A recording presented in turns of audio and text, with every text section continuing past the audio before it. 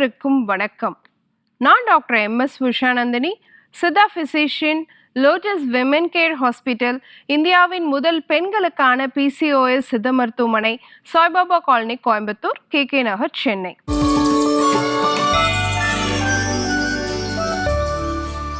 இனியவ என்ற நிகழ்ச்சியில தொடர்ந்து நம்ம பெண்கள் சார்ந்த பல ஆரோக்கிய குறிப்புகளை பார்த்துட்டு வரங்க.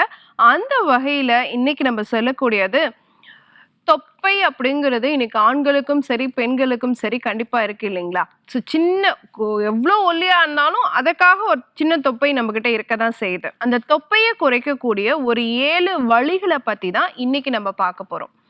ஸோ இந்த 7 ரீசன்ஸ் நீங்கள் எதெல்லாம் நீங்கள் ஷார்ட் அவுட் பண்ணீங்க அப்படின்னு சொன்னால் ஈஸியாக உங்களுடைய தொப்பை குறையும் அப்படிங்கிறத பார்க்கலாம்.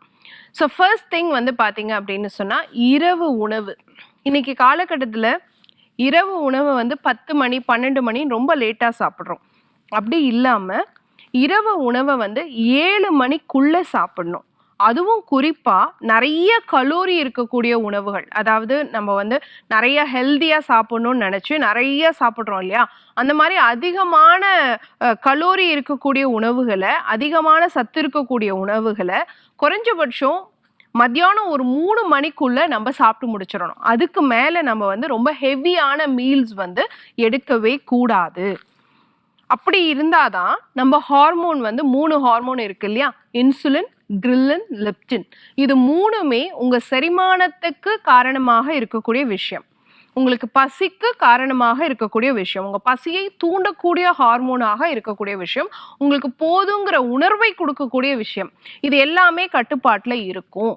அதே மாதிரி நீங்கள் மேக்சிமம் ஈவினிங் டைமில் எடுக்கக்கூடிய உணவு 0 கலோரி ஃபுட்ஸாக இருக்கணும். அதாவது கலோரி 50-60க்குள்ளே இருக்கணும். அந்த மாதிரி இருக்கக்கூடிய உணவுகளாக தான் எடுத்துக்கணும். உதாரணத்துக்கு ஒரு அவல் உப்புமா மாதிரி எடுத்துக்கலாம், ஒரு வெஜிடபிள் சாலட் மாதிரி எடுத்துக்கலாம், ஒரு சூப் மாதிரி எடுத்துக்கலாம், இல்லை ஆவியில் வேக வச்ச உணவுகளாக இருக்கலாம், இல்லை பழங்களாக இருக்கலாம். அதாவது நம்ம எந்த அளவுக்கு கம்மியாக எடுக்கிறோமோ அவ்வளோ சீக்கிரம் நமக்கு தொப்பை குறையறதுக்கான வாய்ப்பு இருக்குது அப்படிங்கிறதும் மருத்துவ ஆய்வாக இருக்குது. அடுத்த 2வது விஷயம், இந்த விசரல் ஃபேட் அப்படின்னு சொல்லக்கூடிய இந்த தொப்பையை கொடுக்கக்கூடிய உள்ளுறுப்புகளில் உருவாகக்கூடிய அந்த கொழுப்பு தான் நமக்கு ரொம்ப ஆபத்தை ஏற்படுத்தக்கூடிய ஒரு கொழுப்பாக இருக்கு. ஒரு நவீன ஆய்வில் என்ன பண்ணியிருக்காங்கன்னா, இந்த தொப்பையை ப்ரௌன் ஃபேட் அப்படின்னு சொல்கிறோம். இந்த விசரல் ஃபேட்டை ப்ரௌன் ஃபேட் அப்படின்னு சொல்கிறோம். இதை குறைக்கிறதுக்கான வழி என்ன அப்படின்னு பார்க்கும்போது, இன்னைக்கு நிறைய பேர் நம்ம என்ன பண்ணுறோம்னா ஆவி பிடிக்கிறோம், ஹீட் கொடுக்குறோம், அதெல்லாம் குறைக்கும் அப்படின்னு நினைக்கிறோம் இல்லையா? அந்த மாதிரி அந்த ஆய்வில் என்ன பண்ணியிருக்காங்க அப்படின்னு சொல்லி கேட்டிங்கன்னா, ஐஸ் வாட்டரில் ஒத்தடம் கொடுத்துருக்காங்க. குறைஞ்சபட்சம் வாரத்துக்கு 4 நாள் ஒத்தடம் கொடுக்கும் பொழுது அந்த வயிற்றினுடைய உள்பகுதியில் இருக்கக்கூடிய அந்த விசரல் ஃபேட் இருக்கு இல்லையா, அது என்ன பண்ணுதுன்னா ஒரு ஹீட்டை ஜென்ரேட் பண்ண முயற்சி பண்ணுது அந்த கோல்டுக்கு எகெயின்ஸ்டா. அப்போ ஆட்டோமேட்டிக்காக தொப்பை குறையும் அப்படிங்கிறது ஒரு ஆய்வாகத்தான் இருக்கு. ஸோ அந்த வகையிலையும் சில பேர் தொப்பையை குறைக்கிறதுக்கான முயற்சியை பண்ணக்கூடியவர்களாக இருக்கலாம். அந்த விஷயத்தையும் நம்ம கவனத்தில் வச்சுக்கணும். இது ஒரு மருத்துவ ஆய்வு தான். அடுத்து பார்த்தோம் அப்படின்னு சொன்னா தூக்கம். இன்னைக்கு ஒரு மருத்துவ ஆய்வில் யாரெல்லாம் 6 மணி நேரத்திற்கு கம்மியாக தூங்குறாங்களோ அவங்களுக்கு கண்டிப்பாக தொப்பை உருவாகுது அப்படிங்கிறது ஆய்வு. அப்போ கம்மியான நேரம் தூங்கிட்டு நான் டயட் பண்ணேன், எக்ஸசைஸ் பண்ணேன், வாக்கிங் போனேன், ஃபுட் கண்ட்ரோல் இருந்தேன் அப்படின்னு இருந்தோம்னா நமக்கு தொப்பை குறையாது. ஸோ குறைஞ்சபட்சம் 7 to 9 hours யார் ஒழுங்காக தூங்குறாங்களோ அவங்களுக்கு தான் தொப்பையை ஈஸியாக குறைக்க முடியும் அப்படிங்கிறதையும் நம்ம கவனத்தில் வச்சுக்கணும். அதே மாதிரி உணவுக்கு பிறகு குறைஞ்சபட்சம் 2 வேளையாவது லெமன் ஜூஸில் சால்ட் போட்டு நம்ம எடுத்துக்கலாம். இது நமக்கு கிரேவிங்கை குறைக்கும், நமக்கு போதுங்கிற உணர்வை செட்டைட்டியை கூட்டும், உணவு ஆர்வம் இல்லாமல் மேலும் மேலும் நம்ம பசிக்காது, ஆனால் நமக்கு அந்த பொருள் பிடிக்குங்கிறதுக்காக சாப்பிட்டுக்கிட்டே இருப்போம் பார்த்தீங்களா? அந்த உணர்வை குறைக்கக்கூடிய தன்மை இந்த எலுமிச்சை சாறுக்கு இருக்கு. உணவுக்கு பிறகு எலுமிச்சை சாறும் நம்ம உப்பும் சேர்த்து எடுத்துக்கும் பொழுது. அடுத்து பார்த்தோம் அப்படின்னு சொன்னால் நம்ம நார்ச்சத்துள்ள உணவுகளை சேர்த்துக்கணும். நம்ம சொன்ன மாதிரி soluble fibres, insoluble fibres, resistant ஃபைபர்ஸ்னு 3 வகையில் சொல்கிறோம். அதில் சால்யூபிள் ஃபைபர்ஸில் காலையில் கண்டிப்பாக ஃப்ரூட்ஸ், வெஜிடபிள்ஸ் நம்ம நிறையா சேர்த்துக்கணும். மதிய உணவில் இன்சால்யூபிள் ஃபைபர்ஸ்னால் முழுமையான கைக்குத்தல் அரிசி இந்த மாதிரியான விஷயங்களை சேர்த்துக்கணும்.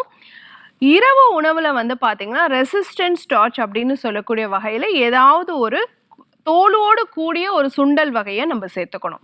இந்த மாதிரி கரெக்டான விகிதத்தில் நம்ம நார்ச்சத்தை எடுத்துகிட்டு வரதும் ரொம்ப முக்கியம். யாருக்கு உடல் எடை இழைக்கணும் அப்படின்னு நம்ம நினைக்கும் பொழுது. அடுத்த விஷயம் பார்த்தீங்க அப்படின்னு சொன்னால், இன்னைக்கு நிறைய பேர் வந்து ஆயில் யூஸ் பண்ணுறோம் இல்லையா, அந்த ஆயில் வந்து சாதாரணமாக ரிஃபைன்ட் ஆயில்ஸு, பாம் ஆயில்ஸ் இதெல்லாம் யூஸ் பண்ணுறோம். இது என்ன பண்ணுதுன்னா, நம்ம ஒவ்வொரு செல்லில் இருக்கக்கூடிய நமக்கு சக்தியை கொடுக்கக்கூடிய அந்த மைட்டோகாண்ட்ரியா அப்படிங்கிற பகுதியை வந்து செயலிழக்க செஞ்சிடுது. அப்போ அது முழுமையாக செயல்பட்டால் மட்டும்தான் நம்ம உடலில் ஒரு உஷ்ணம் உருவாகும். அந்த உஷ்ணம் தான் ஃபேட் செல்ஸில் இருக்கக்கூடிய ஃபேட்டை வந்து பேர்ன் பண்ணும், கொழுப்பை வந்து கரைக்கும். அதனால தான் நம்மளால தொப்பையை குறைக்க முடியும். அப்போ அந்த செல்கள் வந்து செயல் இழந்துருச்சு, அந்த மைட்டோகாண்ட்ரியாங்கிற அமைப்பு செயல் இழந்துருச்சு அப்படின்னா நமக்கு இன்ஃப்ளமேட்டரி சிம்டம்ஸ், வீக்கம் சிம்டம்ஸ் வந்து அதிகமாகுது, வீக்கத்திற்கான அறிகுறிகள் அதிகமாகுது அப்படிங்கிறது அர்த்தம். அப்போது செக்கில் ஆட்டின எண்ணெய் வகைகள், நல்லெண்ணெய், கடல் எண்ணெய், தேங்காய் எண்ணெய் இந்த மாதிரியான விஷயங்களை சரியான விகிதத்தில் குறைஞ்சபட்சம் 70% நம்ம நல்லெண்ணெயாக எடுக்கும் பட்சத்தில் படிப்படியாக நம்ம உடல் எடை குறைய ஆரம்பிக்கும். நம்ம உடலினுடைய ஆற்றல், எனர்ஜி ப்ரொடக்ஷனும் வந்து ஆரோக்கியமாக இருக்கிறதுக்கான வாய்ப்பு இருக்கிறதா சொல்லப்படுது. அதே மாதிரி உடற்பயிற்சியை பொறுத்த வரைக்கும் கார்டியோ ஒர்க் அவுட்ஸ், அதாவது வாக்கிங்கு, ஜாகிங்கு, ஸ்விம்மிங் இது எல்லாத்த காட்டிலும் ஸ்ட்ரென்த் ட்ரைனிங், குறிப்பாக தொப்பையை குறைக்கணும் அப்படின்னு வச்சுக்கோங்களேன், அந்த இடத்த வந்து வலுப்படுத்தக்கூடிய ஸ்ட்ரென்த் ட்ரைனிங் ஆக்டிவிட்டிஸ் வந்து வாரத்துக்கு 4 நாளாவது நம்ம ஒரு அரை மணி நேரம் பயிற்சி பண்ணணும். பண்ணும் பொழுது படிப்படியாக நம்ம தொப்பை வந்து நல்லபடியாக குறையிறதுக்கான வாய்ப்பு இருக்குது. ஒரு நாளைக்கு நம்ம எடுத்துக்கொள்ளக்கூடிய புரதம் 30லேருந்து 40% புரதம் சார்ந்த உணவுகளை எடுத்துக்கணும். 20 முதல் 30% நார்ச்சத்து சார்ந்த உணவுகள் கண்டிப்பாக எடுத்துக்கணும்.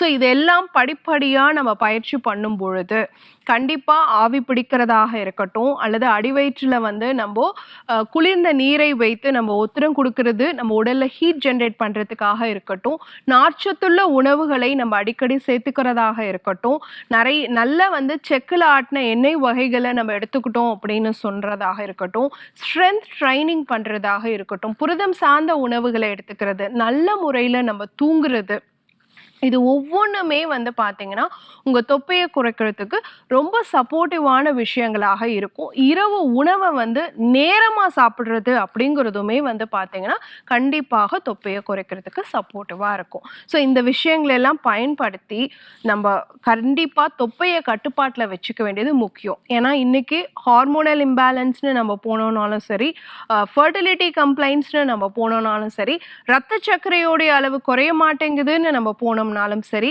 எல்லாத்துக்கும் பேசிக்கா சொல்றது உடல் எடையை குறைக்கணும், தொப்பையை குறைக்கணும், ஹிப் வெயிஸ்ட் ரேஷியோவை கண்ட்ரோல் பண்ணுங்க, உங்க பிஎம்ஐயை கண்ட்ரோல் பண்ணுங்க அப்படிங்கிறதா மருத்துவர்களுடைய அறிவுரையாக இருக்கு. ஸோ நான் இப்போ சொன்ன இந்த 7 வழிமுறைகளை கரெக்டாக நீங்கள் ஃபாலோ பண்ணி கடைபிடிச்சிட்டு வந்தீங்க அப்படின்னு சொன்னால் படிப்படியாக உங்கள் தொப்பை குறையறதுக்கான வாய்ப்பு இருக்கு. பயன்படுத்தி பாருங்க. இதே மாதிரி இன்னொரு ஆரோக்கிய குறிப்போடு நான் உங்களை சந்திக்கிறேன். இயற்கையோடு இணைவோம், ஆரோக்கியமாக இருப்போம், ஆனந்தமாக வாழ்வோம். நன்றி, வணக்கம்.